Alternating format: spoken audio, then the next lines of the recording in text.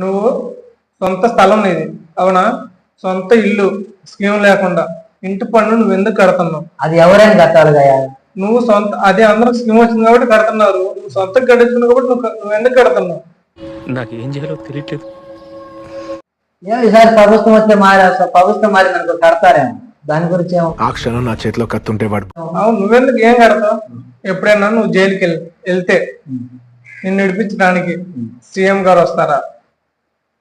CM గారు అయితే రారు, కానీ ఇక్కడ మనకి ఎమ్మెల్యే మాత్రం మనకి. నేను అడిగేదండి, నువ్వు చెప్పేదండి. ఎమ్మెల్యేగానే వస్తారా? ఎమ్మెల్యే ద్వారా నుంచి మనకి వెళ్తే వస్తారా? రికమెండేషన్ చేస్తారు. నాయకులు ఉన్నారు కదా, వాళ్ళ ద్వారా మనం ఎప్పుడేం కలవచ్చు, ఆయన కలవలేము కదా. ఎవరిని కలవలేదు? సీఎం